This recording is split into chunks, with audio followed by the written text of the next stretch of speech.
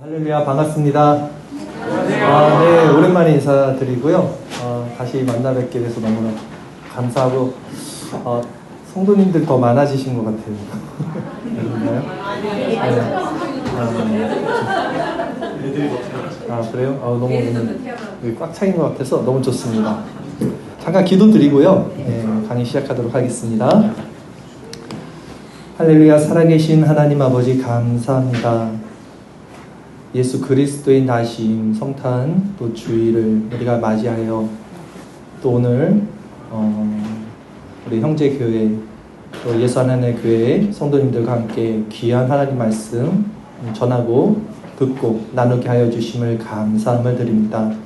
이 시간 통해서 하나님의 말씀이 우리 심령 가운데 잘 새겨지게 하시고 우리가 신앙생활 가운데 하나님의 말씀이 무엇인지, 믿음이 무엇인지 잘 균형 잡힌 신앙으로 또 힘있게 살아갈 수 있도록 은혜 베풀어 주시옵소서. 예수 그리스도의 이름으로 기도드립니다. 아멘. 오늘은 강의를 한번 해볼게요. 이거 사용하면 되나요? 제가 이걸 안 해봐갖고. 이렇게 안 하면 되는 건가요? 예.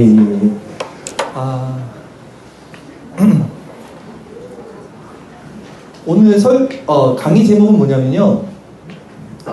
강의 제목이 조금 길어요. 어려워요. 칭의의 육중 원인 하에 살펴보는 참된 믿음의 용례와 위치. 어렵죠? 한번 써볼까요? 예. 이게 어떻게 이렇게 쓰는 건가요? 이거 안 써봐서 너무 힘드네요. 그게 손을 대지 마시고. 예. 칭의의 육중 원인 하에 이거 제목이 살펴보는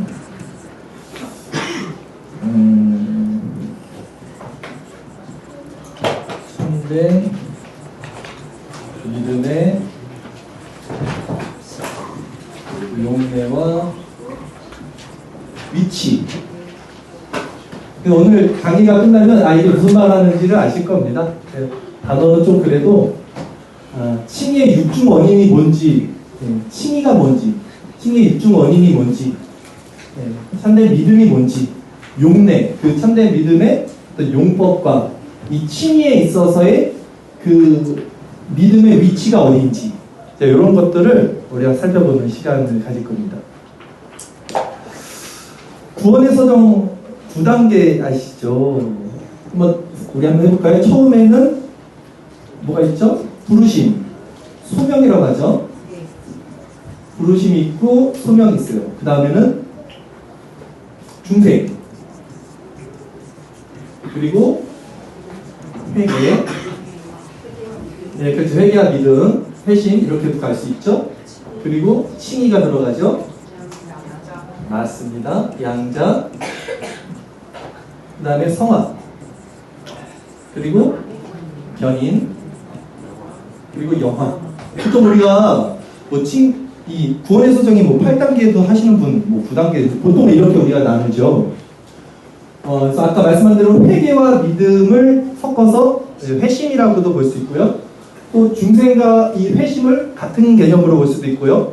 또 후기 개혁주의에서는 네덜란드 쪽에서 화란 쪽에서는 이걸 이렇게 나눠서 또 볼 수도 있습니다.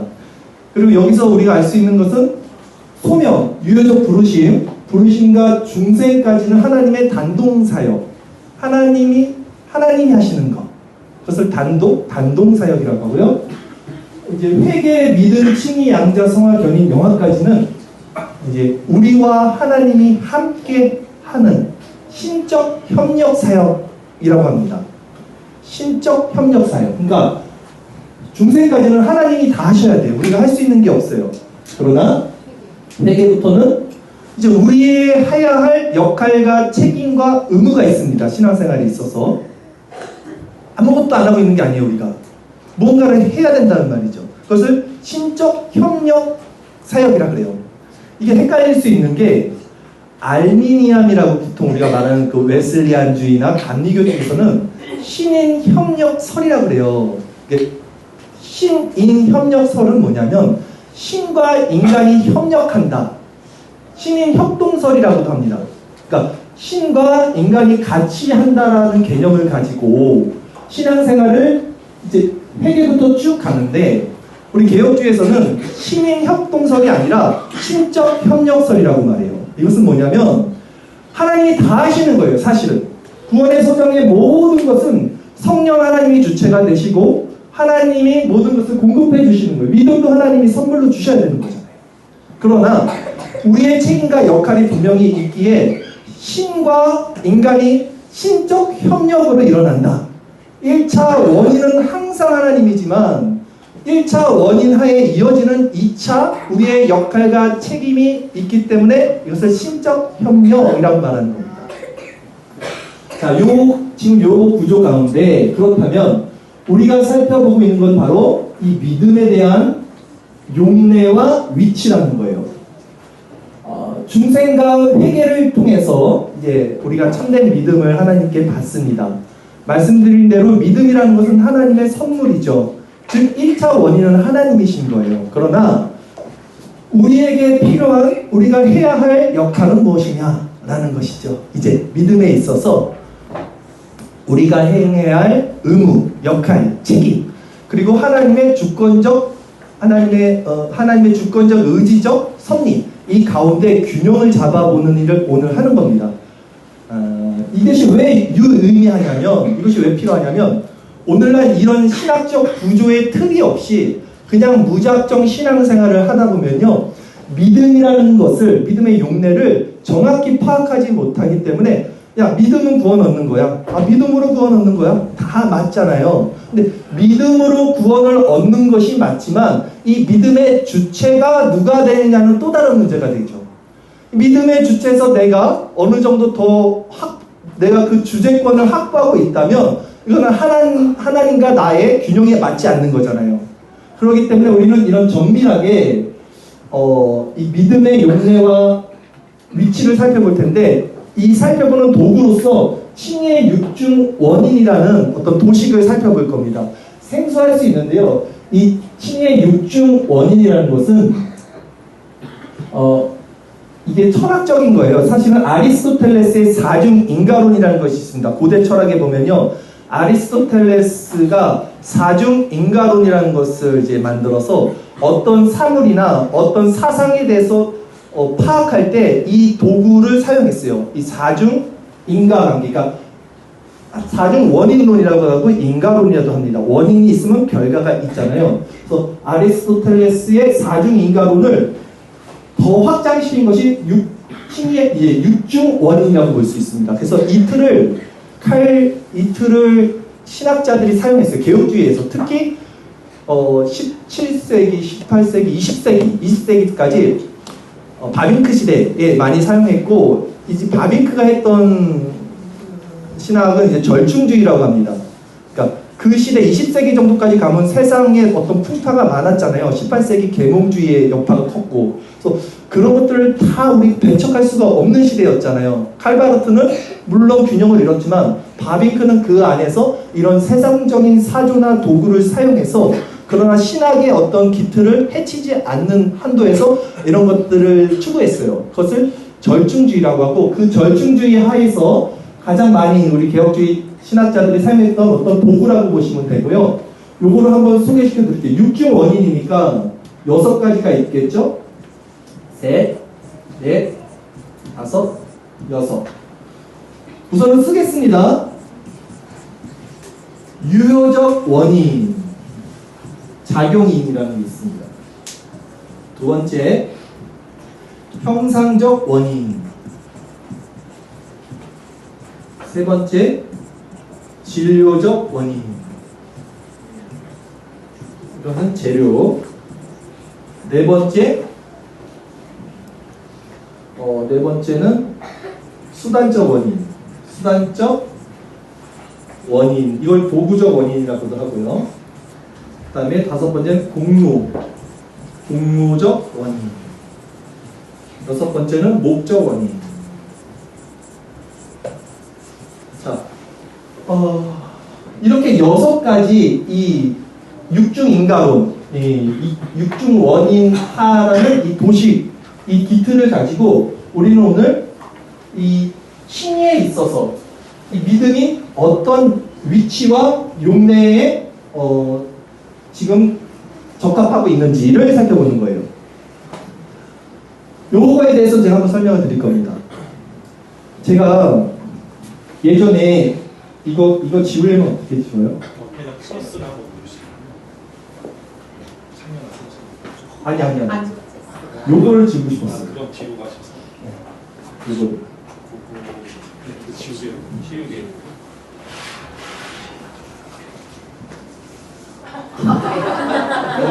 넓게 발라서 아유, 이렇게. 아, 이런 걸 안 해봐갖고 너무 어렵습니다. 이거 쓰니까 오랜만이 아니라 처음이죠. 믿음을 우리가 믿음으로 가는 나라 하나님 나라. 믿음으로 우리 구원 얻는다. 믿음을 우리는 너무 많이 강조하고 믿음에 대해서 얘기를 하지만 실상 믿음이 도대체 무엇인가 하는 것을 우리는 정확히 파악하지 못하고 신앙생활을 한단 말이에요. 신앙생활에서 가장 중요한 게 하나님의 주권이 있고 또 이쪽에서는 인간, 말씀드린 우리 인간의 역할이 있어요. 역할. 인간의 역할이나 책임, 이런 것들이 있는데 이 사이에서 우리가 믿음을 어떻게 사용하고 있고 어떻게 균형을 잡아야 되는지에 대해서 이게 굉장히 중요한데 우리가 사실 이런 걸 잘 몰라요. 그냥 믿습니다 하면 뭐 믿음이 커야 돼. 믿어 약간 이런 느낌으로 우리가 신앙생활을 많이 하는데 저도 그랬던 것 같아요. 제가 어렸을 때 얘기를 먼저 재밌는 얘기를 하나 해드리고 갈게요. 제가 7살 때 기억이 나는데 저희 집이 이제 지하방에 살고 있었습니다. 근데 집이 넓었어요. 지하니까. 집기는 없었어요. 가난해서. 그래서 텅 빈, 아직도 기억이 나는데 텅 빈 방에 저희 아버지가 조금 좀 특이하셔요. 저를 앉혀놓고 방 한가운데 가운데 책 한 이 정도 두꺼웠던, 이거보다 조금 덜 두꺼웠어요. 기억이 나요. 그걸 놓고 아버지가 이 책을 띄어 올린대요. 공중으로. 근데 그 전부터 아버지가 저한테 뭘 가르쳤냐면 항상 정신 1도 하사 불성을 외우라. 이거 죄송합니다. 불교 쪽인데 그걸 계속 외우라 그랬어요. 정신을 한데 모으면 이루지 못할 일이 없다. 그래서 그걸 막 외우고 있었는데 아버지가 그날 둘이 딱 앉아서 내가 정신을 또 하사불성으로 이 책을 올리겠다는 거예요. 그래서 가부좌를 틀고 둘이 앉아서 아버지가 이제 그거를 하십니다. 근데 그 책이 어떻게 됐을까요? 올라갔어요. 진짜로 올라갔어요. 높은 위치는 아니었고요. 살짝 올라갔어요. 제 기억으로는 그래요. 제가 너무 놀랐고 이게 정신이 또 하사불성이 되는구나를 그 어린 나이에 그냥 알게 됐어요. 믿었죠. 이게 믿음을 가지면 모든 걸 다 할 수 있는 거구나를 그때 신앙이 없었어요. 제가 그냥 믿게 된 거예요. 아버지가 눈으로 보여주셨으니까. 그러나 그 후로 아버지가 기적을 행한 적은 한 번도 없다는 사실이에요. 그래서 지금 와서 이제 진작해 보면 아마도 트릭을 썼을 가능성이 거의 99.9%지 않을까. 내가 뭔지 몰라서 이게 속았지만 그때 당시에는 분명히 뜬 기억이 있었어요. 어쨌든 그런 정서를 가지고 제가 이제 어린 시절을 보냅니다. 그리고 초등학교 6학년 때 하나님을 만나고 신앙에 열심을 품고 이제 교회 생활을 해요. 중학교쯤 됐을 때 목사님이 설교를 듣는데 주일날 저희 사는 곳이 시골이란 말이에요. 산이 많은 지역이에요. 근데 마태복음 설교를 하면서 이런 말씀을 하시는 거예요. 겨자씨같이 작은 믿음이 있어도 산을 옮길 수 있다. 겨자씨처럼 작은 믿음은 산을 옮길 수 있어. 근데 제가 얼마나 그때 정말 신앙생활 열심히 하고 막 이런 식이니까 그 말씀이 막 믿어져요. 그리고 저는 이미 봤잖아요. 정신이 또 하사불성의 이 마인드를 가슴에 새기고 있는 사람인데 당연히 믿어지는 거죠. 이제 그래서 제가 예배가 끝나고 그 예배 현관문을 나오자마자 저희 산이 많다고 그랬잖아요. 시골이니까 보이는 큰 산을 보고 정말로 믿음으로써 구했습니다. 산아 옮겨져라. 저는 정말로 이루어질 줄 믿었습니다. 산이 옮겨졌을까요? 제가 그 정도밖에 안 보이세요? 산이 옮겨졌으면 제가 이 자리에 없겠죠. 지금 딴 데가 있겠죠. 산이 안 옮겨지는 거예요. 그래서 제가 이렇게 생각했어요. 내가 아직 믿음이 적구나. 내가 아직 믿음이 나 이 정도면 나는 분명히 옮겨질 거라고 믿었지만 아직 내 안에 뭔가 이게 믿음이 적은 게 있구나. 그때는 그렇게 생각했어요. 그런데 제가 이렇게 우스갯소리 하는 이유는 제가 너무나 착각했던 거죠. 믿음에 대해서 오해했던 거죠. 특히 칭의에 있어서 의롭다 여겨주시는 이 구원에 있어서 믿음의 용례와 위치를 저는 완전히 잊어버리고 그 믿음으로 모든 걸 다 되는 거. 그거는 무슨 어디든 있는 거잖아요. 예, 어떤 사상이든 어떤 종교에도 다 있는 거잖아요. 그렇게 믿음을 취급했던 거예요. 제가 어리석었던 거죠. 하나님을 그렇게 이해했던 거예요. 오늘 이 공식화의 쭉 상태를 살펴보면 제가 이 믿음을 어디다가 위치하고 있었는지가 이제 나중에 오늘 오늘 강의 끝에 이제 드러나게 될 것입니다.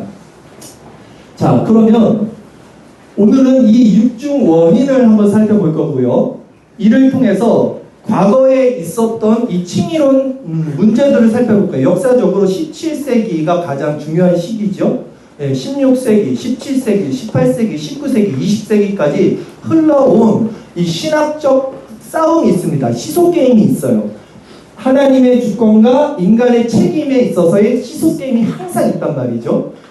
요 사상들을 쭉쭉 살펴보면서 이 육중 원인하에 이런 사상들이 어떤 문제가 있었는지를 한번 살펴볼 겁니다.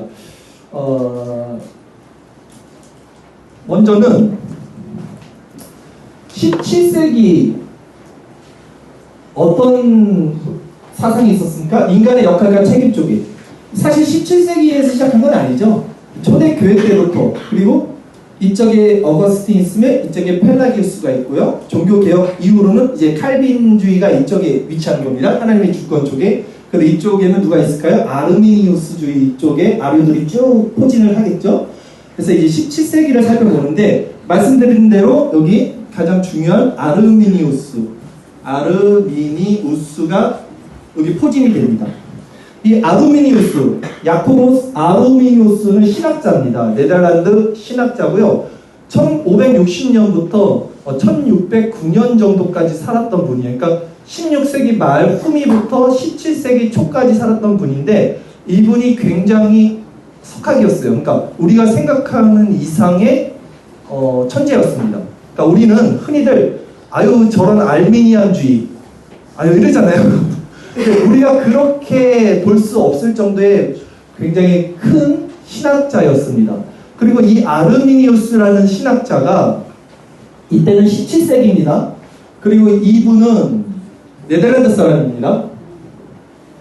17세기는요 어떤 시대입니까? 개혁파 정통주의가 유럽을 이렇게 장악하고 있던 시기라고 볼 수 있어요. 100년 동안. 그래서 청교도도 가장 그때 확대가 됐었고요. 그리고 개혁주의도 그때 가장 평만하게 펼쳐질 시기였습니다.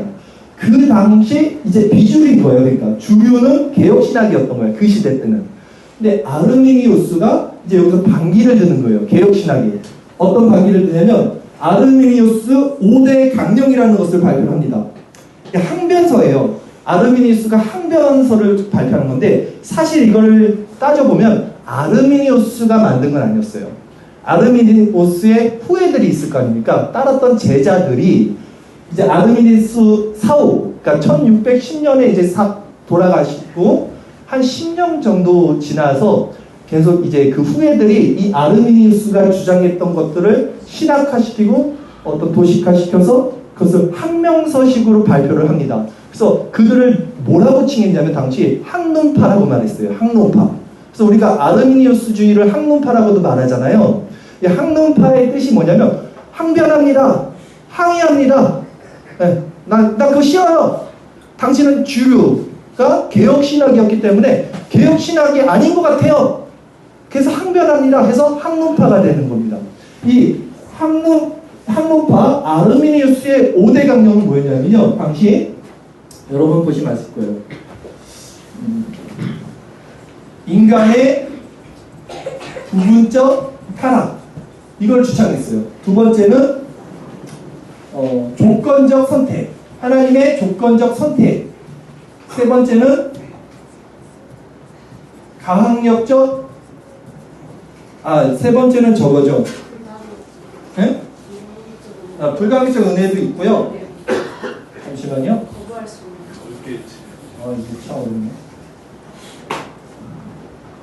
자, 부분적 타락, 그 다음에 조건적 선택, 그리고 거부할 수 있는. 네, 네, 제한 숙제 맞아요. 네, 제한 숙제. 제한 숙제는 우리가 말하는 거고 보편 숙제죠. 그렇죠? 여기는 보편 숙제가 맞고요. 네, 아까 말한 다학력적 은혜. 네, 그렇죠. 거부할 수 없는 은혜가 아니라 거부할 수 있는 은혜인 거예요. 다학력적 은혜. 마지막 5번째는 구원의 탈락 여부예요. 구원이 탈락할 수 있다. 중생받은 자들도 구원을 탈락할 수 있다. 구원에서. 이제 아르미니우스주의 학론파들이 이 학론파의 5가지 강령을 만든 거예요. 인간의 부분적 타락. 이 펠라기우스 냄새 나죠? 생 펠라기우스 냄새 나죠? 조건적 선택. 하나님이 조건으로 선택했다는 거예요. 보편 숙제, 그리고 강력적 은혜, 구원의 탈락. 요거는 설명은 차치 하겠습니다. 여러분 아실 것 같아서. 자, 이거를 성명을 발표하니까 이제 한 10년 정도 지났다 그랬잖아요. 그러니까 이걸 보고 있던 이적 진영이 있을 거 아닙니까? 개혁파 진영에서 가만히 두면 안 되겠다. 얘네들 이상한데? 그래서 도르트 회의라는 것이 한 10년이 지난 1619년 정도에서 20년 사이에 이제 발표가 됩니다. 이게 지금 화란이라고 그랬잖아요. 네덜란드 사람이라고 했잖아요. 그러니까 네덜란드에서 도르트 회의를 통해서 이 학문파들을 이단으로 이제 정지하는 겁니다. 그래서 우리 도르트 회의에서 나온 가장 유명한 우리 튤립 교리, 네, 요거와 반대된다고 보시면 되잖아요. 그쵸? 그러니까 이게 우리 튤립 교리가 먼저 나온 게 아니에요. 네, 학문파들이 먼저 공격을 했기 때문에 그것에 대응하는 차원에서 우리 교리적인 칼빈의 5대 강령 튤립 교리가 나온 거예요. 그리고 개혁 신학의 특징은 뭐냐면요. 사람들이 이렇게 말하죠. 왜 이렇게 니네들은 왜 이렇게 교리냐? 왜 신앙 고백서가 많냐? 뭐 이렇게 다 이렇게 그렇게 하냐? 근데 개혁 신학의 특징은요. 우리가 자원해서 만들지 않아요, 보통. 이단들이 그때마다 나타나고 이단들이 득세할 때 그 이단들의 공격을 방어하는 차원에서 만들어갔던 것들이 교리고 신앙 고백서고 신조였던 거예요. 그러니까 이것도 마찬가지인 거예요. 가만히 있으면 되는데 얘네들이 이렇게 말하니까 그거 아니야 라고 말하면서 나온 튤립 교리가 있죠. 인간의 전적 타락, 전적 부패. 그렇죠? 그리고 하나님의 무조건적 선택. 그리고 또 뭐가 있을까요? 그렇죠. 제한 숙제가 있죠. 보편 숙제가 아니라 제한 숙제. 그리고 불가항력적인, 거부할 수 없는 불가항력적 은혜. 또 마지막으로 성도의 견인. 그러니까 성도의 견인. 하나님 구원을 이끌어 주시는 거예요. 도르토에서 이제 이렇게 발표가 되면서 이제 학론파들이 저렇게 됩니다. 이제 정죄를 받습니다.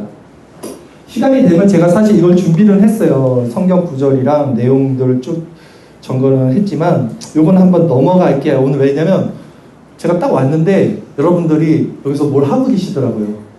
근데 너무 길게 또 하는 거는 좀 그럴 수 있겠다. 그리고 이것은 사실 다 알 수 있는 부분이기 때문에 인간의 부분적 타락, 조건적 선택, 그 다음에 뭐 보편 숙제 이거에 대한 해당하는 성경 구절들을 찾아왔었거든요. 사실 요것들은 좀 넘어가도록 하겠습니다. 자, 아르미니우스의 문제점은 이제 무엇일까요? 아르미니우스의 문제점. 이것을 이제 요 원인화에서 살펴볼 겁니다. 자, 칭의 6중원인을 살펴볼게요.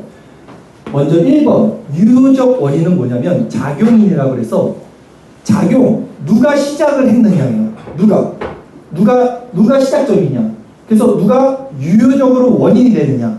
시작점이 누구냐. 누가 방아쇠를 당겼냐. 이겁니다. 자, 답을 한번 찾아볼까요? 지금 우리가 칭의를 살펴보는 거예요. 이거는 다른 모든 신학적 난제들을 가지고도 이 도식을 사용해서 풀 수 있어요. 굉장히 유익한 겁니다. 우리는 지금 칭의에 있어서, 그러니까 칭의에 있어서 육중 원인으로 살펴보는 거예요. 그 안에 믿음이 어떤 위치에 있는지. 칭의에 있어서 하나님이 의롭게 해주시는 것에 있어서 그 시작점은 누굽니까? 당연히 하나님이잖아요. 하나님의 주권. 하나님께서 유효적 원인이 되는 거예요. 칭의. 형상적 원인은 뭐냐면 형상, 말 그대로 그 형상을 입은 거예요. 칭의에 있어서 누가 그 육신을 입고 형체를 입고 형상을 입고 그 형상적 원인의 주체가 됐을까요? 크게 해주세요. 네, 예수 그리스도잖아요. 그죠? 형상의 원인은 칭의에서 예수 그리스도가 되는 겁니다. 진료적 원인은 뭐냐면 재료입니다. 그러니까 우리가 하나님께 칭의를 받았어요. 법정적으로 칭의, 의롭다고 칭함을 받았는데 그 의롭다고 칭함을 받은 거잖아요. 그렇기 때문에 재료는 그 의가 되는 거예요. 의. 그렇잖아요. 칭의니까 그 재료는 그 진료, 즉 진료는 그리스도의 의죠. 우리의 의가 아니라 그리스도의 의가 칭의의 재료가 되는 거예요. 이게 굉장히 디테일하고 굉장히 깊이 들어가는 거라 졸릴 수 있어요. 보세요. 그 다음에 우리가 오늘 살펴보는 가장 중요한 부분입니다. 사실 칭의에 있어서 수단적 원인, 즉 도구는 무엇이냐. 도구, 우리의 여기 믿음이 들어갑니다. 그러니까 1차 원인의 믿음이 아니라 인간이 행해야 하는 인간의 역할과 책임으로서의 믿음이 칭의에 있어서는 수단적 원인이 돼요. 도구가 돼요. 이게 제일 중요해요. 그러니까 야 믿음으로 구원하는 거야. 아니에요. 믿음으로 인하여 믿음으로 말미암아 믿음으로는 맞지만 실제 우리가 구원을 얻게 되는 이유는 그 안에 있는 재료 그리스도의 의를 전가받기 때문에 우리가 구원을 얻는 거죠. 그러면 그리스도의 의를 전가받는 수단, 그 수단 도구가 우리의 믿음이라는 거예요. 이게 정확한 포진이에요. 이해가시죠? 그러면 공로적 원인, 칭의에 있어서 공로는 다 누가 가져가셔야 될까요? 그리스도죠, 당연히. 왜냐하면 그 재료를 다 주셨으니까. 의를. 목적 원인. 이 모든 목적은 어디 있냐면 하나님의 영광이 있습니다. 그래서 시작점과 끝점은 항상 하나님입니다. 그리고 그 나머지는 다 그리스도예요. 근데 사실 우리가 가져가야 할 부분은 이제 수단적 원인, 도구적 원인으로서의 믿음이다 라는 것이죠. 그리고 믿음은 진료가 아니고 도구다. 그러니까 굉장히 믿음의 역할이 사실은 지금 축소되고 약화되는 거예요. 그럼으로써 하나님의 주권이 지금 세워지고 있죠. 느낌이 오십니까?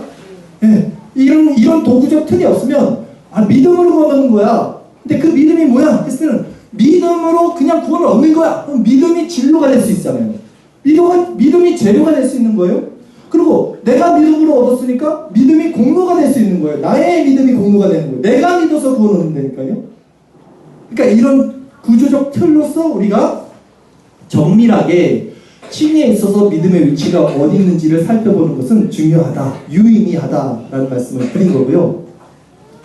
아르미니우스 우리가 지금 살펴보고 있는데 이 아르미니우스의 문제점, 이 아르미니우스가 말한 이 5가지의 항변 조건에 대한 문제점은 뭐냐면요. 자, 인간은 완전히 타락하지 않았어.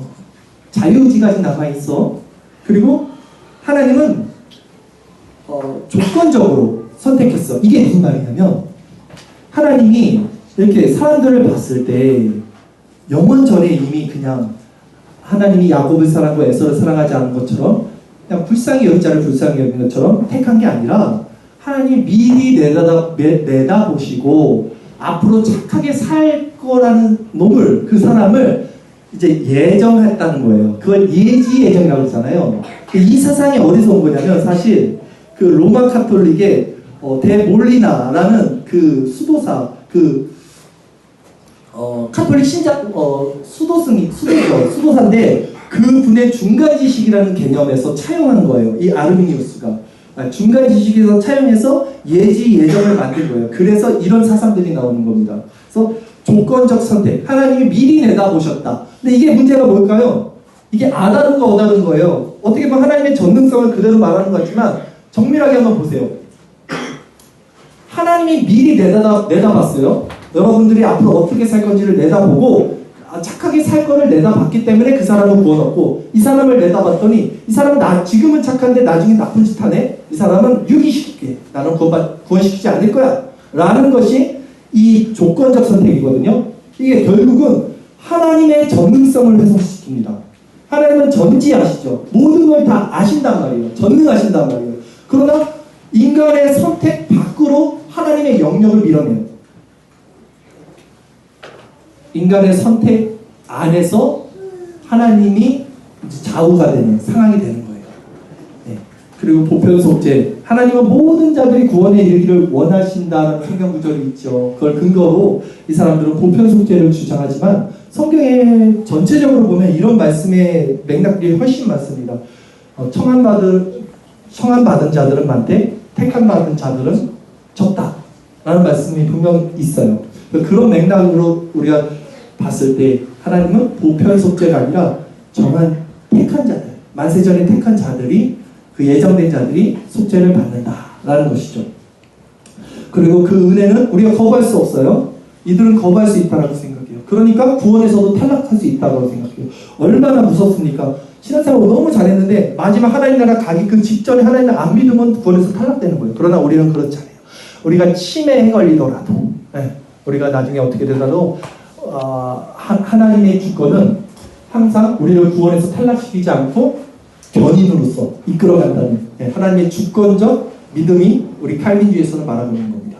자, 이런 아르미니우스에서의 문제는 뭐였습니까? 지금 아르미니우스는 칭의에 있어서 믿음을 지금 어디다 두고 있냐면 한번 볼게요. 이제 수단에다 두고 있는 게 아니라 이거 쭉 보세요. 내가 믿으면 구원을 받고 믿지 않으면 구원을 못 받는구나. 이게 조건적 선택이 되니까요. 이게 강력적 은혜, 구원의 탈락이 되니까요. 그러니 당연히 믿음이 어디로 들어갑니까? 나의 공로로 들어가죠. 내가 잘해야지 구원을 받는 거니까. 그러니까 그 공로가 믿음이 된다고요. 그리고 또 재료도 그리스도의 의가 아니라 믿음이 돼버려요. 그냥 믿음으로 구원 얻는 거야. 야, 믿음을 가져. 왜 이렇게 믿음이 없어 너는? 믿음을 가져. 이걸로 퉁을 치는 거예요. 그냥 이런 문제점이 있다는 것이죠. 그리고 이 아르미니우스의 이제 반동으로 이쪽에서 생겨나는 것이 있습니다.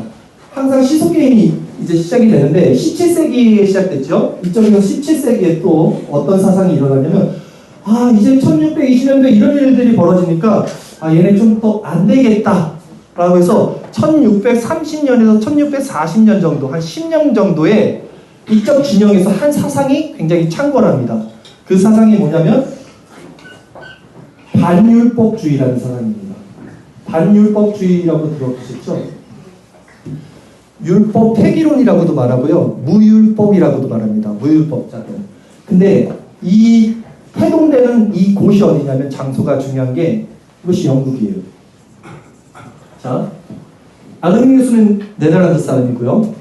이 반동으로 인간의 주권이 자꾸 올라가니까 개혁주의 안에서 하나님의 주권을 세우기 위해서 17세기 1630에서 40년도에 이 반율법주의가 팽창을 했는데 이 태동되는 그 장소가 영국이라는 말이 무슨 말이에요? 지금 17세기 1630년 40년 어떤 시기인지 아시죠?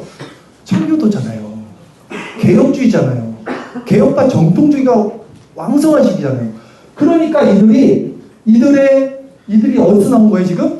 개혁주의에서 나온 거예요. 반율법주의가 개혁주의에서 나온 거예요. 반율법주의는 나쁜 게 아니에요 사실. 이게 우리가 자꾸 율법주의, 반율법주의, 무율법주의, 율법 폐기론이라고 이걸 말하니까 어떻게 오해를 하냐면 마치 구원론파처럼 야 율법은 필요 없는 거야. 율법 폐기론자, 율법은 필요 없고 오직 믿음으로 은혜로 복음으로 구원을 얻는 거야 라고 생각할 수 있는데 그건 오해고요. 언어적 오해고요. 이 반율법주의의 뜻은 뭐냐면요. 인간의 행위는 필요 없는 거예요. 이게 반율법주의예요. 그러니까 율법이 필요 없다는 게 아니라 인간의 행위는 구원에 있어서 칭의에 있어서 아무 필요가 없다는 것이 반율법주의의 핵심입니다. 이게 사주예요. 그러니까 당연히 개혁파 정통주의 쪽에서 나온 거예요. 이들이. 그리고 이들이 나온 배경이 또 우리에게도 지금 여러분들에게도 중요한데 영국이잖아요. 영국이 그때 청교도잖아요. 그러니까 당시 청교도를 다 말할 수 없어요. 그런데 어떤 측면에서 청교도를 어떤 사람들이 바라봤을 때는 아, 저 사람들은 굉장히 율법적인 것처럼 보여. 이렇게 보일 수 있었겠죠. 굉장히 율법적인데 좀 굉장히 행위를 중시하는 것 같은데 그것에 대한 반복 그리고 아르미니스에 대한 반복 이런 것들이 복합적으로 엮여서 나온 것이 반율법주의예요. 그래서 반율법주의에서의 가장 중요한 그 사상은 뭐냐면요. 무상칭이라는 말을 합니다. 이 사람들이. 무상칭. 존 이튼이라는 신학자가 만든 개념인데요. 무상칭이 들어보셨어요? 무상칭이. 칭의 달콤함이라는 책을 쓰면서 칭의는 무상으로 주어지는 거야. 그냥. 하나님이 다 가져가시는 거예요. 즉 지금 우리가 이 칭의에서 인간의 역할은 뭐였습니까? 도구적 원인에서는 우리가 해야 할 역할과 책임이 있었어요. 분명히. 근데 이 자리까지 그리스도를 채워버리는 거예요. 이게 반율법주의의 사상입니다. 이것이 무상칭이에요. 그러니까 하나님의 주권을 세우는 건 좋은데 인간의 역할과 책임을 강화하는 것을 균형을 잃었던 것이 반율법주의라는 거예요. 그리고 이 반율법주의 17세기에 나오잖아요. 이 17세기의 반동으로 이쪽에서 나오는 게 또 뭔지 아세요? 여러분들 잘 아시는 신율법주의가 나옵니다. 이쪽에서 신율법주의가 나와요. 그러면 이제 18세기로 넘어가서 이쪽에서 또 뭐가 나오는지 아십니까? 하이퍼 칼빈주의가 18세기에 나와요. 그리고 하이퍼 칼빈주의로 야기되는 그 후에 영원칭의까지 나옵니다. 간단하게 하이퍼 칭의와 영원칭의에 대해서 설명해 드리고요. 이쪽에서 신율법주의를 간단하게 설명해 드리고 이 문제점을 보면서 그러면 가장 좋은 칭의에 있어서의 믿음의 역할과 도구로서 우리 인간이 행해 나갈 균형적인 상태가 무엇이냐를 칼빈과 바빙크와 또 알렉산더 꼼니 이런 신학자들의 어떤 신학적 그 발제들을 통해서 결론을 내면서 오늘 마칠 거예요. 이게 왜 유의미하냐? 이런 틀이 없으면요, 그냥 우리는 이거를 조목조목 발견할 수가 없어요. 그냥 믿으면 돼. 저처럼 돼요. 사나 옮겨져라. 왜 안 옮겨지지? 막 이렇게 된다고요, 신앙생활이. 자, 그렇다면 아까 말씀드린 대로 이쪽 진영에서 아르미니우스의 반동으로 나오고 이쪽에서 이제 반율법주의에서 더 확장된 18세기 하이퍼칼빈주의는 더욱더 이 세상을 견고하게 하겠죠. 모든 영역에 하나님의 주권을 다 채우겠죠. 더 반율법주의자들보다. 18세기 왜 그렇게 됐을까요? 이게 다 역사와 배경이 있겠죠. 18세기는 이 세상의 사조가 계몽주의가 시작됐잖아요. 인본주의가 시작됐죠. 꼽혔잖아요.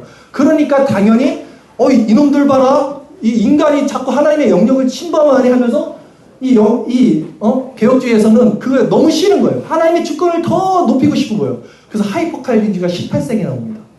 그리고 이것에 더 극단적으로 가는 사람들이 누구예요? 영원칭의론자들이라고요. 영원칭의는 뭐냐면 이 모든 조건을 하나님께 두는 것을 넘어서 이 삶에 우리 이 땅에서의 삶은 아무 의미 없어. 그냥 하나님이 영원 전에 시간이 있기 전에 다 이미 정해놓으신 거니까 거기서 구원이 확정됐어. 그러니까 칭의도 의미 없어. 그럼 어떻게 돼요? 이 땅에서의 삶이 정말 무의미하게 되는 거죠. 이 영원 칭의자 중에 유명한 자가 좀 아쉽게도 아브라함 카이퍼 아시죠? 네덜란드 수상. 아브라함 카이퍼는 영원 칭의론자의 100%는 아니었어요. 논문들을 살펴보면 어느 정도는 영원 칭의론과 조금 결을 같이 하는 것이죠. 근데 이 영원 칭의의 문제는 뭐냐면 아브라함 카이퍼도 그렇고 칭의를 하나님의 주권으로 넘기는 건 좋은데 시간 속에서의 인간의 역할과 책임을 강조합니다. 분명히 구원은 그리고 칭의는 우리가 이 땅에서 살잖아요. 이 땅에서 시간을 살잖아요. 이 시간을 살면서 우리 인간이 행해야 할 일들이 있습니다. 성경을 보시면 모든 칭의가 일어나는 것, 구원이 일어나는 것이 인간들이 살아가는 모습 가운데서 일어나요.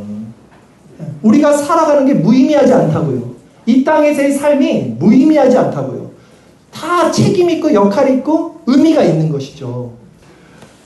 이 시간을, 그러니까 영혼 칭의는 즉 시간을 배제한 거죠. 칭의에 있어서 시간을 배제한 거예요. 시간 속에 있는 인간의 역할과 책임을 배제한 것이죠. 그러나 분명히 구원과 칭의는 이 시간이라는 역사 속에서 우리의 행할 바를 말해주고 있다는 거예요. 그러니까 열심히 살아야 되고 열심히 부단히 은혜 받고는 우리는 삼아야 되는 것이죠. 자, 이쪽 라인은 그래요. 그러니까 의미는 너무 좋아요. 하나님의 주권을 세우고 싶었던 거예요. 그러나 문제는 뭡니까? 인간의 역할과 책임을 자꾸 강조하는 거예요. 그러면 이런 사상들은 결국은 어떤 결론에 이르는지 아세요? 굉장히 신앙이 매너리즘, 부정적이고 되고요. 굉장히 뭐랄까요? 그냥 그걸 뭐라 그럴까요? 염세주의 같은 거 있죠. 운명론자들, 비관주의자들, 이렇게 매갈이 없는 신앙. 이렇게 갈 수밖에 없어요. 구조가. 그 이쪽은 너무나 으쌰를 열심히 하는데 인간의 공로를 계속 세우고 있는 거예요. 그래서 반율법주의, 그리고 우리가 보는 하이퍼칼빈, 그 다음에 영혼칭의까지 이 반동으로 이쪽에서는 아까 말씀드린 신율법주의 하나만 간단히 말씀드릴게요. 이게 지금 제가 20세기까지의 모든 과거의 역사에 있어서 신학의 시소게임을 한번 훑어본 거예요. 신율법주의는 뭐냐면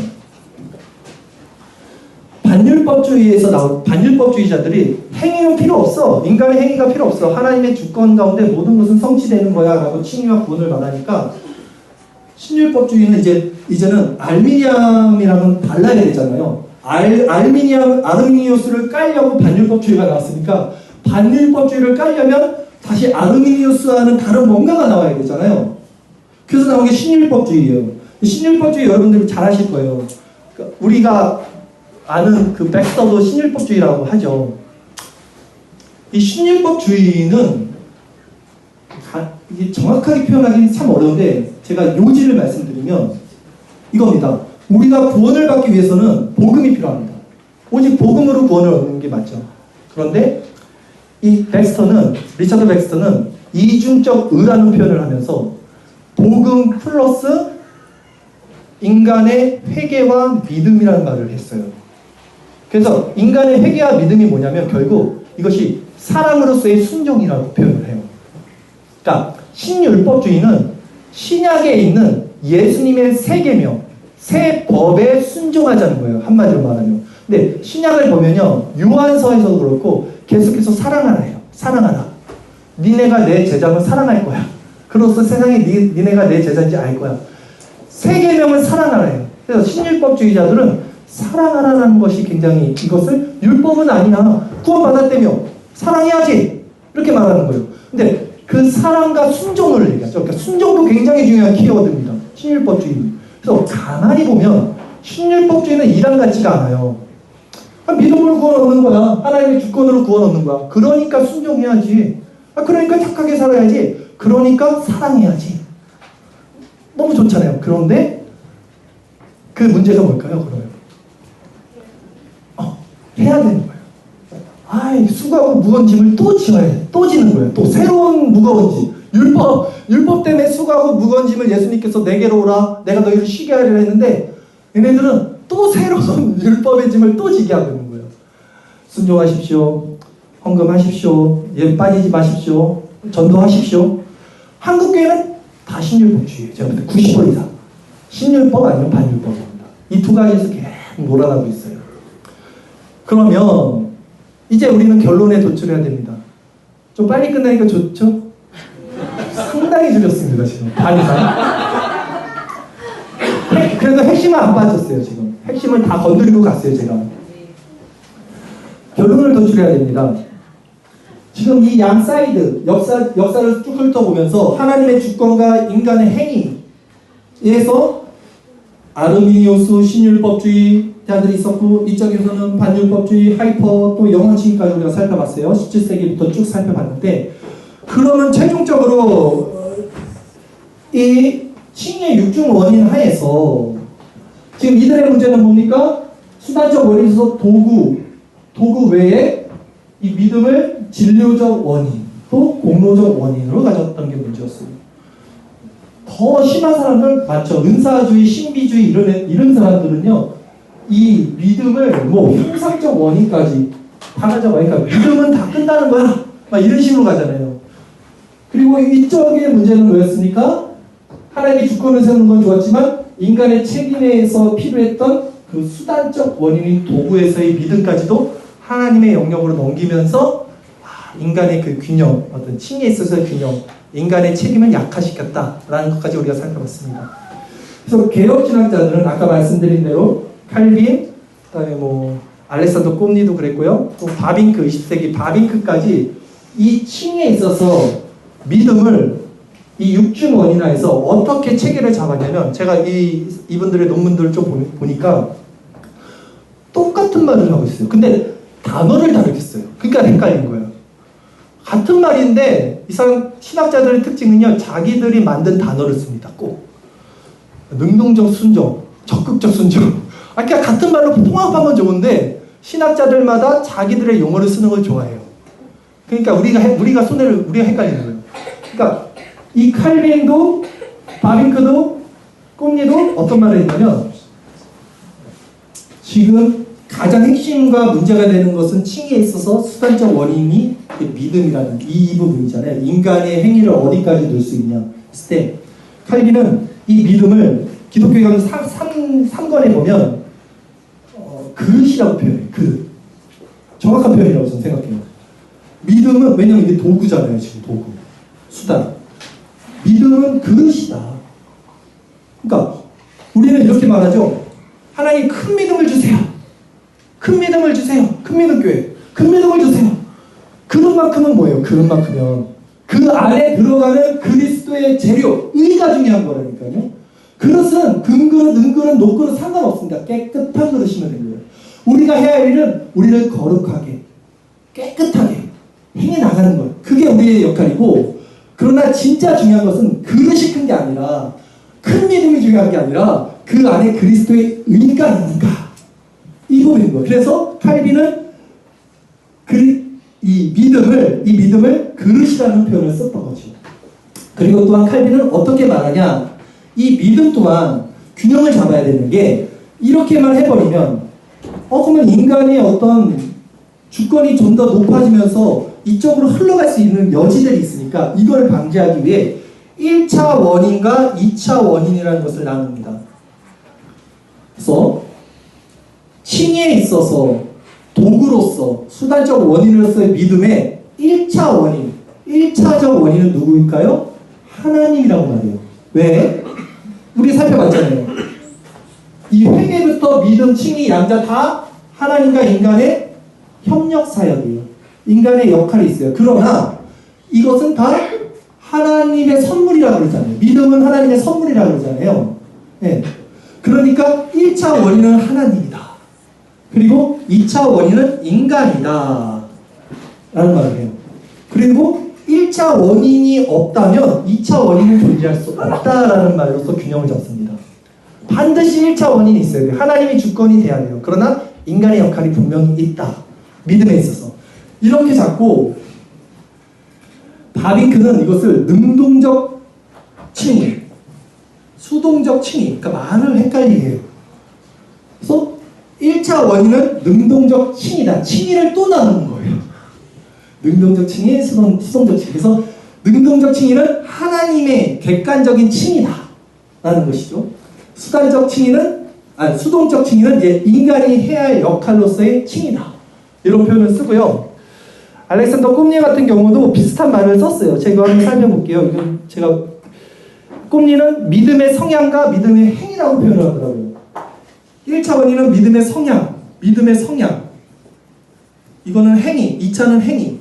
성향은 하나님으로부터 오는 거고, 행위는 우리가 행해야 돼요. 같은 말인 거예요. 네. 법정적 칭이라는 표현도 써요, 어떤 사람들은. 네. 자, 이렇듯 개혁주의에서 말하고 있는 가장 균형 잡힌 이 칭에 있어서 믿음의 역할과 용례, 그리고 위치는 어디입니까? 수단적 원인, 도구적 원인으로서 존재하는데, 그 안에서도 어떻게 정밀하게 나눕니까? 그 안에서도 1차 원인은 하나님, 그리고 2차 원인은 인간의 역할이다. 1차 원인이 있어야만 2차 원인이 자연스럽게 이어져서 나타나는 것이다. 1차 원인이 없으면 2차 원인이 일어날 수 없어요. 그러니까 나무는 열매를 한다 그러잖아요. 하나님이 우리를 선택하시고 우리를 택하시고 우리를 자녀 삼아 주셨다면 분명히 우리 안에 이 믿음, 깨끗하게 만드는 그 주의 일을 행하려는 이 의지, 지정의 이런 것들이 일어난단 말이에요. 강력하게 일어나요. 그러나 하나님의 주권을 해치지 않는 도구적 원인에서 2차적 원인화에서 일어나요. 말씀을 너무 이렇게 복잡하게 하는 걸 좋아하지 않은데 이렇게 정밀하게 해야 되는 이유가 우리가 머리가 아파도 이렇게 정밀하게 할 필요가 있는 게 신학적으로는 필요합니다. 왜냐하면 이단들이 득세할 때 이것을 분별하고 정확하게 논리적으로 체계적으로 말할 수 있는 실력도 필요하기 때문이고요. 여러분들이 다 아는 말씀이었어요. 사실 이것은 누가 가르쳐주는 게 아니라 성령이 이미 우리 안에서 가르쳐줬기 때문에 아는 건데, 그러나 신학적으로 특히 이런 아리스토텔레스의 4중 원인으로 비롯한 6중 원인 하에서 이런 구조적 틀을 사용해서 우리가 가지고 있는 이 현대의 문제, 구원에 있어서, 칭에 있어서 사람들이 얼마나 헷갈려 하는지를 다시 한번 조망해보는 시간을 가졌습니다. 결론적으로 말씀을 드릴게요.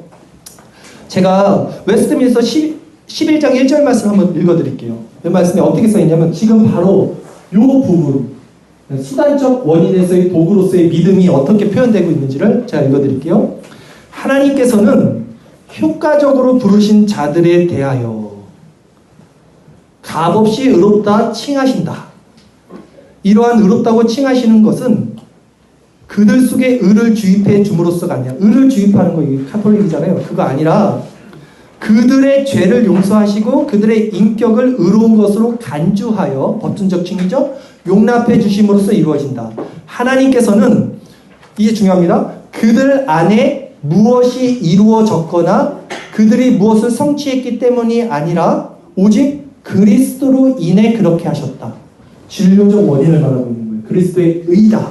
칭의는 진료적 원인이 믿음 자체나, 여기 나오죠, 믿음 자체나 믿는 행위 또는 기타 복음적인 순종을 그들의 의로 인정해 주시는 것이 아니다. 다시 한번 읽어드릴까요? 믿음 자체나, 즉 믿음 자체나 인간의 믿는 행위, 그리고 인간이 순종하는 것, 그거 자체를 그들의 의로 인정해 주는 게 아니라는 거예요. 이해가시죠? 믿음은 도구일 뿐이다. 칭에 있어서 수단일 뿐이다. 중요한 것은 그리스도의 의를 담아내야 되는 것이다. 그러나 그래? 그럼 나 뭘 해야 되지? 그것을 깨끗하게 만드셔야죠. 그게 우리가 해야 할 역할이죠. 책임이죠. 2024년이 이제 끝나갑니다. 여러분 한 해 동안 어떻게 지내셨는지 모르겠는데 저는 항상 예수 안의 하나의 교회를 생각하고 기도하고 있습니다. 예수 안의 하나의 교회가 저희 개척교회이지만 항상 은혜와 기도와 응원을 주셔서 저희도 목사님 가르치는 거를 제가 그대로 받아서 답습해서 잘 가르치고 큰 유익을 얻기 때문에 우리 예수 하나의 교회가 저에게는 굉장히 소중한 교회입니다. 여러분들이 저에게. 그래서 오늘도 어떤 말씀을 전할지를 고민을 많이 했어요. 그러다 그래도 이 말씀으로서 한 번 더 우리가 정밀하게 신앙의 어떤 내용들을 전하고 싶다라는 마음을 주셔서 이 말씀을 선택했고, 더욱더 분별력 있게 깨어서 여러분들이 이제 2024년이 끝나고 2025년도가 시작할 때 더욱 열심을 내서 주의 일을 하십시오. 수단적 원인과 도구로서의 여러분의 책임과 의무를 명확하게 알고 최선을 다해서 일하십시오. 교회를 세우시고 이웃을 사랑하시고 섬기시고 그리스도의, 그러나 그 모든 것을 그리스도의 공로와 하나님의 주권적 시작점과 하나님의 영광의 목적 원인으로 두시면 2025년도 예수 안의 교회 예수 안의 하나의 교회 하나님께서 큰 은혜 베풀어 주실 줄 믿습니다. 기도드리겠습니다. 하나님 아버지, 우리가 하나님을 믿는다고 하는데 도대체 믿는다는 것이 무엇인지, 믿음이 무엇인지, 우리는 어떻게 의롭게 되는 것인지, 어떻게 우리는 구원을 얻는 것인지 오늘 칭의 6중 원인이라는 이 도식하에서 한번 조망해 봤습니다. 모든 것은 하나님의 주권적 섭리 안에 있고 하나님이 주신 은혜 가운데 있습니다. 그러나 그럼에도 우리에게 여전히 남아있는 책임과 또 우리의 의무가 있음을 이 시간 우리는 또 확인했습니다. 하나님의 주권을 해치지 않고 아르미니우스주의나 신율법주의자들처럼 인간의 공로를 세우지 않고, 그러나 또 반율법주의나 또 하이퍼칼빈이나 또 영원칭 이론자처럼 우리가 그냥 하나님의 주권만 믿고 아무것도 안 하고 그냥 두 손 두 발 다 들고 그렇게 매갈이 없는 신앙생활 하지 않고, 이 균형을 갖고 2025년도 더욱더 힘을 내서 하나님의 사역을 감당하고, 그러면 우리 안에 하나님의 그 영광이 더욱더 드러날 수 있도록 인도하여 주시옵소서.